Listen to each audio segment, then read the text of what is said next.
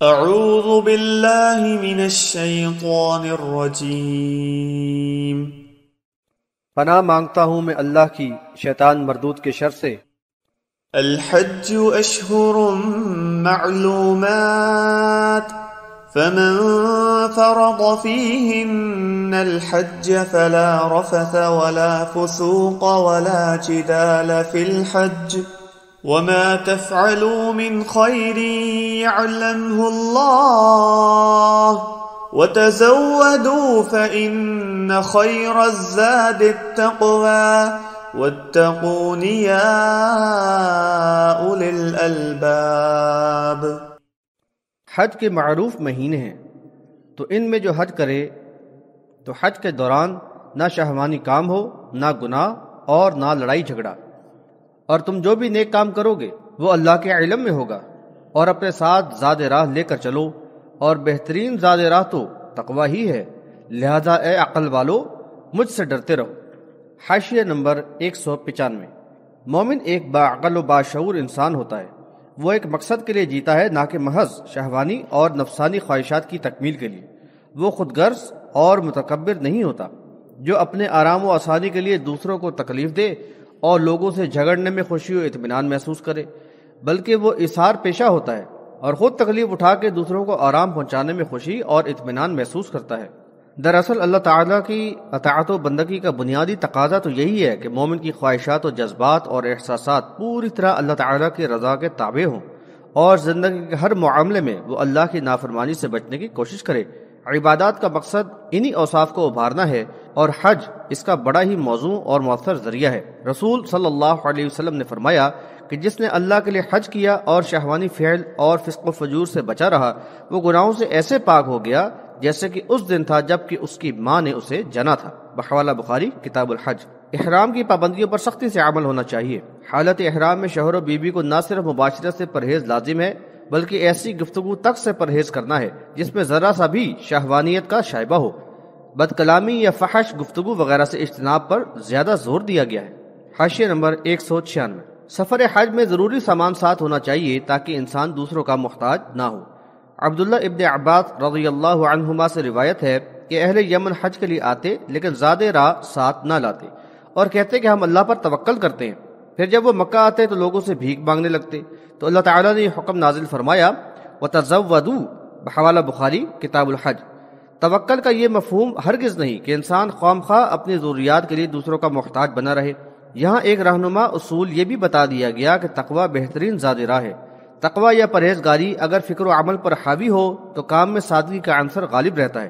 سفر حج کوئی سیر و تفریح کا سفر نہیں، لہذا اس میں سامان تعیش اور اسراف کا رجحان سخت ناپسندیدہ ہوگا۔ اگر حج اللہ ہی کے لیے کیے جا رہا ہے تو دل میں تقوی کا احساس ضروری ہے۔ پھر نمائش اور ریاکاری کے کاموں، ہار، پھول، فوٹوگرافی وغیرہ جیسے شیطانی مظاہرات اور حاجی و الحاج جیسے القابات کو تو قریب بھی نہ آنا چاہیے۔ ليس عليكم جناح أن تبتغوا فضلا من ربكم فإذا أفضتم من عرفات فاذكروا الله عند المشعر الحرام واذكروه كما هداكم وإن كنتم من قبله لمن الضالين۔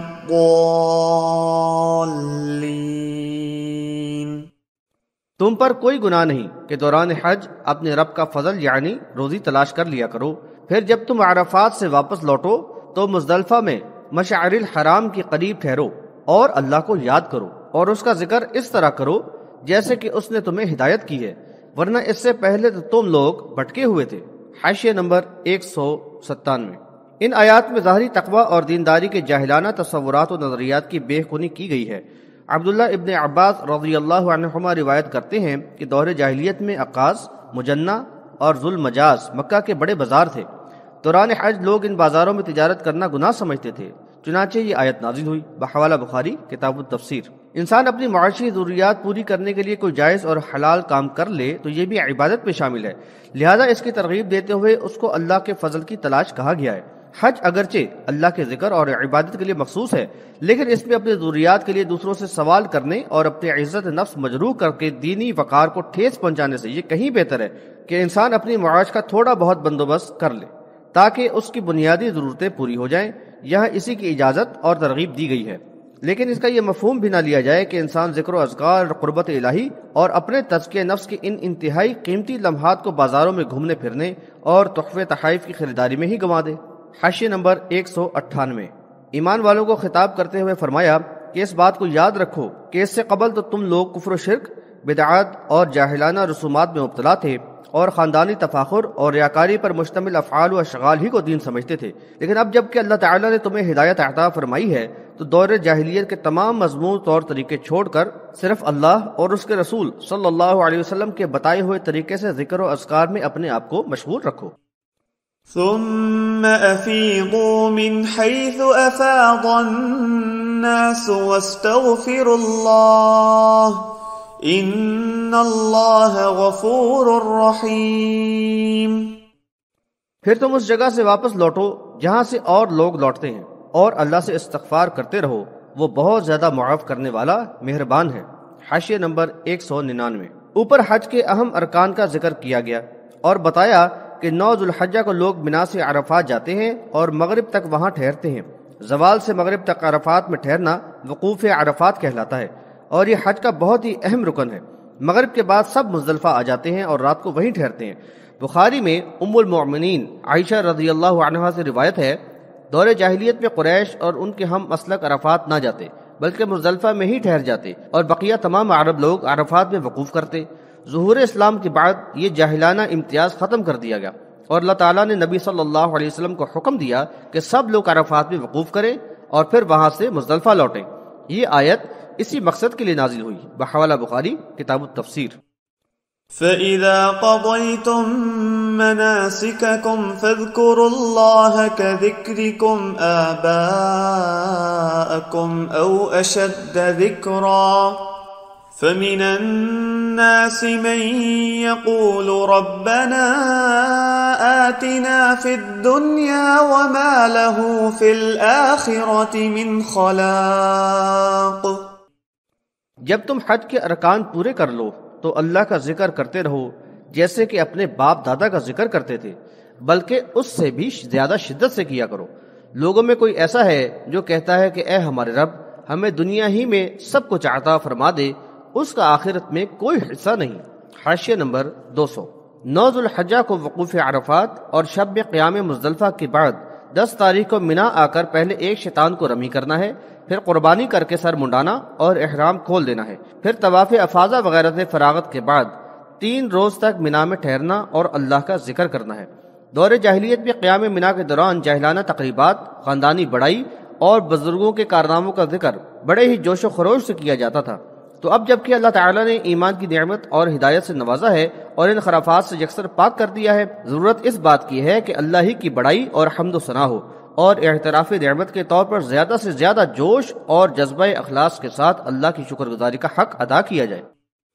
وَمِنْهُمْ مَنْ يَقُولُ رَبَّنَا آتِنَا فِي الدُّنْيَا حَسَنَةً وَفِي الْآخِرَةِ حَسَنَةً وَقِنَا عَذَابَ النَّارِ۔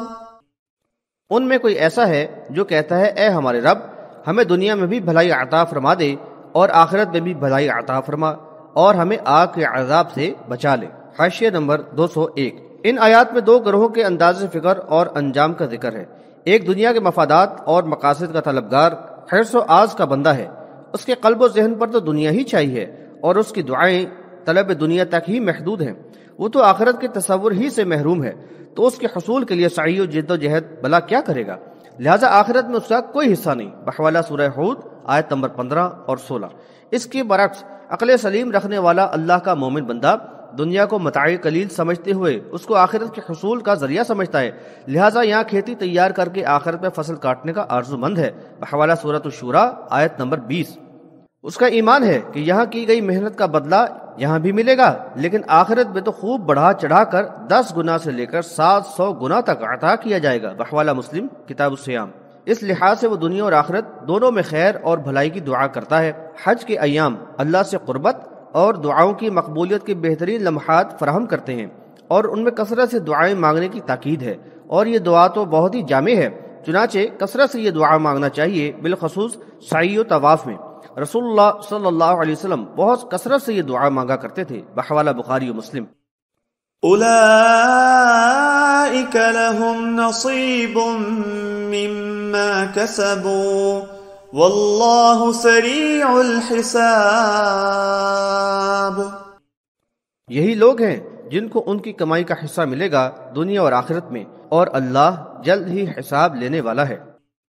وَاذْكُرُوا اللَّهَ فِي أَيَّامٍ مَّعْدُودَاتٍ فَمَن تَعَجَّلَ فِي يَوْمَيْنِ فَلَا إِثْمَ عَلَيْهِ وَمَن تَأَخَّرَ فَلَا إِثْمَ عَلَيْهِ لِمَنِ اتَّقَى وَاتَّقُوا اللَّهَ وَاعْلَمُوا أَنَّكُمْ إِلَيْهِ تُحْشَرُونَ۔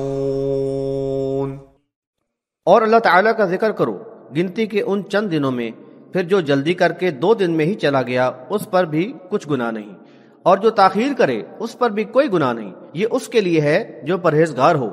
اور تم اللہ سے ڈرتے رہو، اور جان لو ایک دن تم سب اسی کے پاس جمع کیے جاؤ گے۔ حاشیہ نمبر 202۔ مینا میں 12 یا 13 تاریخ تک قیام کرنا ہے۔ اس دوران شیطانوں کو کنکریاں مارنا اور ذکر و اذکار میں مشغول رہنا ہے۔ 12 تاریخ کو کنکریاں مارنے کے بعد جو لوگ مغرب سے پہلے مینا سے چلے جائیں تو اس کی اجازت ہے، اور جو نہ جا سکیں یا بخوشی رکنا چاہیں وہ 13 کو بھی رمی کریں گے اور پھر مکہ واپس آ جائیں گے۔ دور جاہلیت میں 13 تاریخ تک ٹھہرنے کی جو پابندی تھی اس کو ختم کر دیا گیا۔ شکوک و شبہات کا سدباب کرتے ہوئے فرمایا کہ ایک دن پہلے یا بعد میں جانے سے کوئی فرق نہیں پڑتا، اصل مقصد تو تقویٰ ہے، اس کو ملحوظ رکھا جائے اور اس وقت کو ذکر اور دعاؤں میں صرف کیا جائے، تاخیر میں تبھی فائدہ ہوگا۔ وَمِنَ النَّاسِ مَن يُعْجِبُكَ قَوْلُهُ فِي الْحَيَاةِ الدُّنْيَا وَيُشْهِدُ اللَّهَ عَلَى مَا فِي قَلْبِهِ وَهُوَ أَلَدُّ الْخِصَامِ۔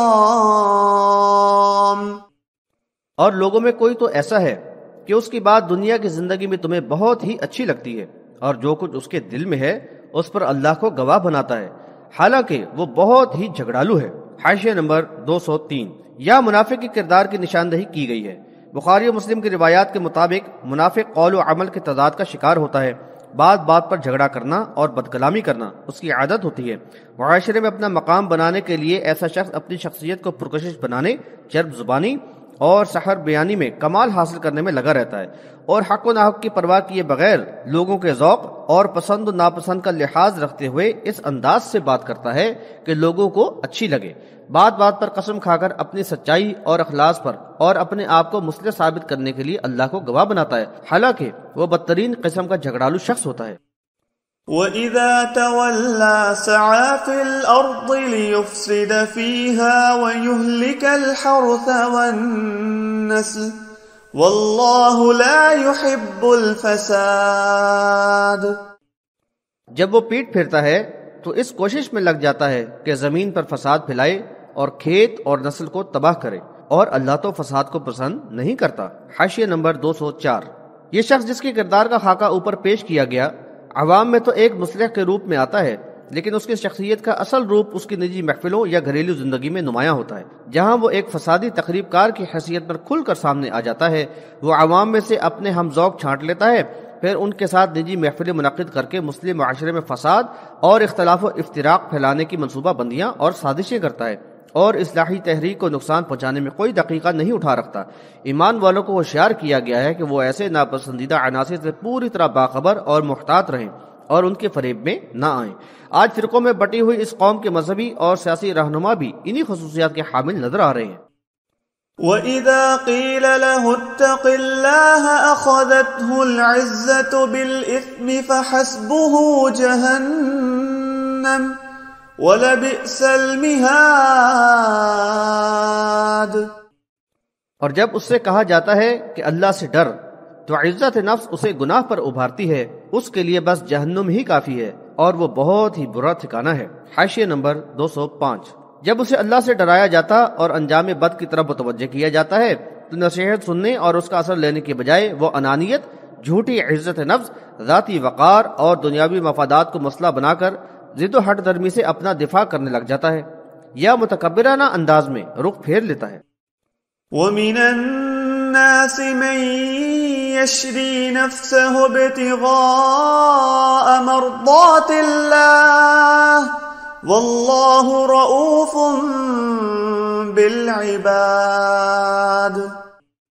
اور لوگوں میں کوئی ایسا بھی ہے جو اللہ کی رضا کے لیے اپنی جان کو بھی بیچ ڈالتا ہے، اور اللہ تو بندوں پر بے حد شفیق ہے۔ حاشیہ نمبر 206۔ یہ فکر آخرت رکھنے والے مومن کی ایک تصویر ہے۔ ان آیات میں دو مختلف کرداروں کا تقابلی جائزہ بڑے ہی دلنشیں انداز میں پیش کر دیا گیا ہے۔ ایک طرف نفس کا بندہ دنیاوی اغراض و مفادات کے لیے اللہ کی مغفرت اور جنت کی دائمی نعمتوں کو ٹھکرا دینے والا ہے، اس کے برعکس دوسری طرف وہ خوش نصیب عاقبت اندیش ہے جو اللہ کی رضا کے لیے نہ صرف مال و دولت اور جاہ و ثروت کو قربان کرنے پر بخوشی آمادہ ہے بلکہ اپنی جان کا نذرانہ بھی اللہ کی راہ میں پیش کرنے سے دریغ نہیں کرتا۔ رسول اللہ صلی اللہ علیہ وسلم کے صحابہ کرام رضی اللہ عنہم بلا شبہ اس آیت کے مصداق تھے۔ يا أيها الذين آمنوا ادخلوا في السلم كافة ولا تتبعوا خطوات الشيطان إنه لكم عدو مبين۔ اے ایمان والو، اسلام میں پوری طرح داخل ہو جاؤ اور شیطان کی پیروی نہ کرو، وہ تو تمہارا کھلا دشمن ہے۔ حاشیہ نمبر 207۔ ایمان کا اقرار دراصل اللہ تعالیٰ کی اطاعت و فرما برداری قبول کر کے پوری طرح مسلم بن جانے کا عہد ہے۔ اس کا بنیادی تقاضا یہ ہے کہ سب سے پہلے ایمان کو ہر قسم کی شرک، باطل نظریات و توہمات سے پاک کیا جائے اور طاغوت کا کفر اور اس سے مکمل برات کا اظہار و اعلان کر کے ایمان میں یکسوئی پیدا کی جائے، اور پھر یہ تقاضے پورے کرتے ہوئے زندگی گزاریں۔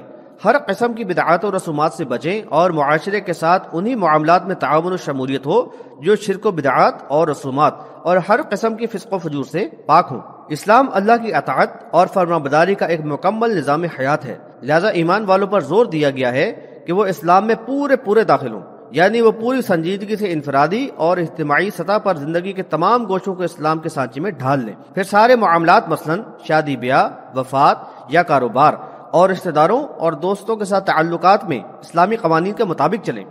شریعت کے نفاذ میں کوئی دباؤ قبول نہ کیا جائے اور نہ دوست احباب اور رشتہ داروں کو خوش کرنے کے لیے معاشرتی معاملات یا دنیاوی مفادات کی خاطر بعض شرعی حدود و قیود اور اللہ اور اس کے رسول صلی اللہ علیہ وسلم کے احکامات سے بے اعتنائی برتی جائے۔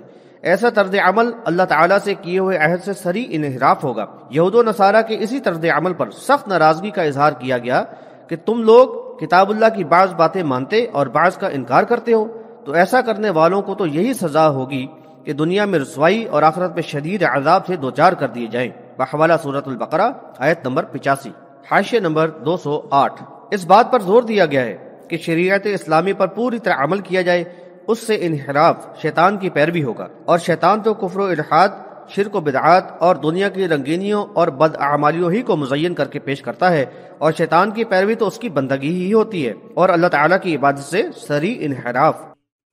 فَإِن زَلَلْتُم مِّن بَعْدِ مَا جَاءَتْكُمُ الْبَيِّنَاتُ فَاعْلَمُوا أَنَّ اللَّهَ عَزِيزٌ حَكِيمٌ۔ اگر تم واضح دلائل آنے کے بعد بھی ڈگمگائے تو جان لو کہ اللہ تعالیٰ زبردست حکمت والا ہے۔ حاشیہ نمبر 209۔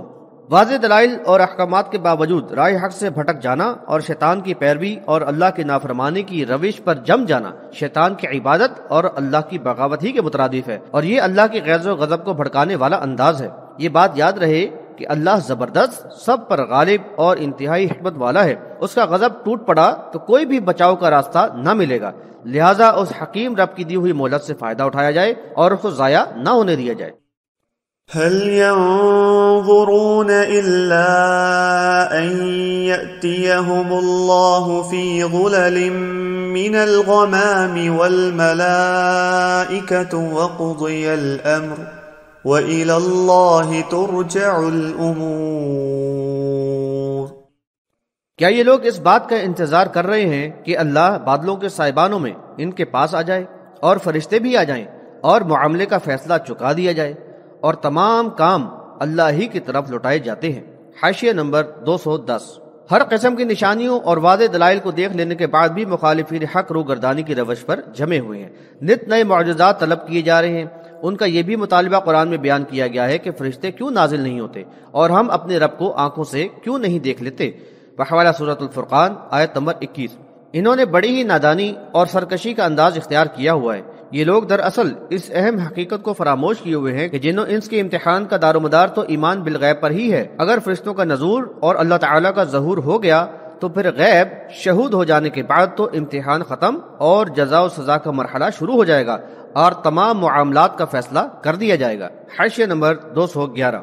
یہ بات قرآن میں متعدد مقامات پر دہرائی گئی ہے کہ اللہ تعالیٰ کائنات کا اکیلا خالق و مالک اور مدبر الامور ہے۔ اسی کے اذن و مشیت کے مطابق نظام کائنات رواں دواں ہے اور سارے معاملات و حالات جن و انس کے تمام اعمال اسی کی بارگاہ میں پیش ہوتے ہیں۔ اس بات کو قرآن میں کتنی ہی جگہ پر حصر کے ساتھ یعنی بغیر استثناء بیان کیا گیا ہے۔ ملاحظہ ہو سورہ ہود آیت نمبر 123، آل عمران 109، الحج 76، الشورى 53 وغیرہ۔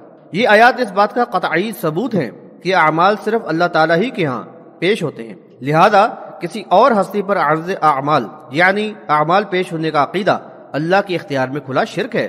بخاری کی روایت میں ہے کہ جب صلاح کے تشہد میں نبی صلی اللہ علیہ وسلم اور اللہ کے صالح بندوں کے لیے سلام یا سلامتی کی دعا کی جاتی ہے تو اصابت کل عبد للہ صالح فی السماء والارض، یعنی یہ اللہ کے ہر سارے بندے کو پہنچ جاتی ہے، چاہے وہ آسمان میں ہو یا زمین میں۔ قرآن و حدیث سے ثابت ہوا کہ تمام اعمال تو اللہ ہی کے یہاں پیش ہوتے ہیں، لیکن دعاؤں کا فائدہ اللہ کے بندوں کو پہنچتا ہے، خواہ وہ دعا درود و سلام کی شکل میں نبی صلی اللہ علیہ وسلم کے لیے ہو یا مختلف الفاظ میں دوسرے صالح بندوں کے لیے۔ البتہ اس کا اجر دعا کرنے والے یعنی درود پڑھنے والے کو بڑھا چڑھا کر ملتا ہے۔ حیرت کی بات ہے کہ قرآن و حدیث کے دیے ہوئے اس عقیدے کے برعکس اس امت کے علماء و مشائخ نے اللہ کے علاوہ مخلوق پر بھی اعمال پیش ہونے کے مشرکانہ عقائد اپنا لیے ہیں۔ چنانچہ نبی صلی اللہ علیہ وسلم پر اعمال پیش ہونے کے بارے میں ابن تیمیہ فرماتے ہیں انہ یسمع الصلاۃ والسلام من القریب وانہ یبلغ ذلک من البعید، یعنی آپ قریب سے صلاۃ و سلام سنتے ہیں اور درود کا پڑھا ہوا پہنچایا جاتا ہے۔ بحوالہ مناسک حج صفحہ نمبر 84، بحوالہ تسکین الصدور صفحہ نمبر 316۔ نہ صرف یہ بلکہ امام ابن تیمیہ نے تو اس نظریے کا بھی پرچار کیا ہے کہ مردہ اپنے اہل و عیال اور دوستوں کے لیے اعمال و احوال کو جانتا ہے جو ان کو دنیا میں پیش آتے ہیں اور یہ حالات اس پر پیش کیے جاتے ہیں۔ بحوالہ فتاوی ابن تیمیہ جلد 4 صفحہ 446 اور 47۔ اہل حدیث کے نواب صدیق حسن خان تو اور آگے بڑھ کر لکھتے ہیں تمام مردے مومن ہوں یا کافر، حصول علم، شعور و ادراک، سماع، عرض اعمال اور زیارت کرنے والوں کے سلام کا جواب لوٹانے میں برابر اور یکساں ہیں۔ ان امور کی تخصیص محض حضرات انبیاء علیہ الصلاۃ والسلام اور صلحاء کے ساتھ ہی نہیں ہے۔ بحوالہ دلیل الطالب صفحہ نمبر 840، بحوالہ وفات ختم الرسول صفحہ نمبر 41۔ اسی طرح مشہور دیوبندی عالم انور شاہ کشمیری لکھتے ہیں مع عرض الاعمال علیہ صلی اللہ علیہ وسلم، حالانکہ آپ صلی اللہ علیہ وسلم پر اعمال پیش ہوتے ہیں۔ بحوالہ فہرست العقیدۃ الاسلام صفحہ نمبر 11، بحوالہ تسکین الصدور صفحہ نمبر 236۔ یہ بھی حیرت کی بات ہے کہ جماعت اسلامی کے بانی مودودی صاحب احادیث صحیحہ کی روشنی میں باطل عقیدے کی تردید کرتے ہوئے یہ تو کہتے ہیں کہ نبی صلی اللہ علیہ وسلم امت کے ایک ایک شخص اور اس کی ایک ایک حرکت کے قطعاً شاہد نہیں، لیکن پھر بھی وہ نبی صلی اللہ علیہ وسلم پر امت کے اعمال پیش ہونے کے باطل نظریے کی تائید کرتے ہیں۔ بحوالہ تفہیم القرآن جلد 4 سورۃ الاحزاب حاشیہ نمبر 82۔ دراصل قرآن و حدیث کی روشنی میں غیر اللہ پر اعمال پیش ہونے کا عقیدہ بے دلیل اور قطعاً باطل ہے۔ تمام اعمال صرف اللہ تعالیٰ کی بارگاہ میں پیش ہوتے ہیں، وہ ہمہ وقت ہر چیز اور ہر بات کا سمیع و بصیر اور علیم و خبیر ہے۔ کوئی اور ہستی نہ تو علم و تصرف کی صفت سے متصف ہے اور نہ ہی اس کے پاس دنیا والوں کے معاملات پیش ہوتے ہیں۔ اس کلمہ کو امت کے علماء و مشائخ نے یہ عقیدہ گھڑ لیا ہے کہ امت کے اعمال دوسری ہستیوں کے پاس پیش ہوتے ہیں، درود و سلام خصوصاً نبی صلی اللہ علیہ وسلم کے پاس پیش ہوتے ہیں۔ یہ مشرکانہ عقیدہ قرآن و صحیح احادیث کے یکسر خلاف اور کتاب اللہ کا صریح کفر ہے۔